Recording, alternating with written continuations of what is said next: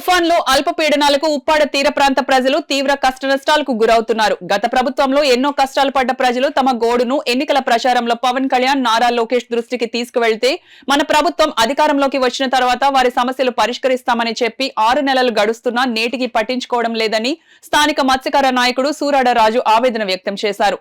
తక్షణం అధికారులు స్పందించి బాధితులను ఆదుకోవాలని కోరారు.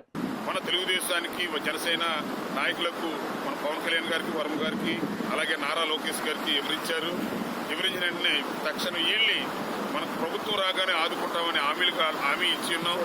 దయచేసి ఇప్పుడు మనం వచ్చిన 5 నెలల్లోని ఇక్కడ తుఫాన్లు, అల్పపీడనాలు ఎక్కువయ్యి, అలాగే బల్కా ట్రక్స్ వలన ఫిషింగ్ కోల్పోయి చాలా ఇబ్బందులు పడుతున్నారు మత్స్యకారులు. ఇన్ని రకాలమైన కష్టాలు పడతా ఉంటే ఇంకా సరైన న్యాయం ఈ మత్స్యకారులకు జరగలేదని వాపోతున్నారు. వాళ్ళ కష్టాలు నాయకులకు చెప్తున్నారు, ప్రెస్ వాళ్ళకి చెప్తున్నారు, అలాగే ప్రభుత్వ అధికారులు చెప్తున్నారు. అయినా ఈ రోజు వరకు న్యాయం జరగలేదు. దయతలిసి ఇప్పటికైనా ఎప్పుడో గవర్నమెంట్ ఇచ్చేటప్పుడే కాకుండా కష్టాల్లోని ఎవరైతే ఆపదలో ఉన్నారో, ఎవరైతే ప్రమాదంలో ఉన్నారో, ఈ గ్రామాల సముద్రొడ్డున కోస్టల్ బెల్ట్ అంతా కూడా ప్రమాదంలో కూలిపోయి చూడండి ఒక్కసారి.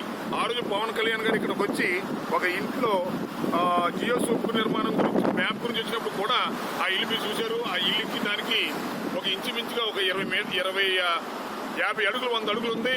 ఈ రోజు ఆ ఇల్లు కొట్టుకోవడానికి సిద్ధంగా ఉంది. అంటే ఆ లైన్ వేసి ఎన్ని ఇల్లు పోతున్నాయి. ఈ ఆపదలో ఉన్న ఇల్లులోకి ప్రతి ఒక్కరికి ఎవరైతే ఆపదలో ఉన్నారో వాళ్ళు సర్వే చేసి పక్కా ఇల్లు నిర్మించాలి. వాళ్ళకి ఇళ్ల స్థలాలు ఇస్తానంటే ఇళ్ల స్థలాలకి ఇచ్చిన కట్టుకోని పరిస్థితిలో ఉన్నారు. ఇళ్ల స్థలం ఇస్తారు, వాడి దగ్గర డబ్బు లేదు, ఇల్లు పోయింది, వాడే ఒక కలెక్షన్. అంటే ఒక బోట్లో వాళ్ళ పిల్లల గురించో, ఏ చదువు గురించో, లేదా దేని గురించో ₹1,00,000 అని తన మీద అప్పు ఉంటుంది. ఆ అప్పుని కూడా ఎలా ఇల్లు నిర్మించుకోగలిగాడు. ఇళ్ల స్థలాలు ఇచ్చిన దానికి హౌసింగ్లు మంజూరు అవ్వలేదు, అలాగే ఇల్లు పోయిన దానికి ఇల్లు రాలేదు.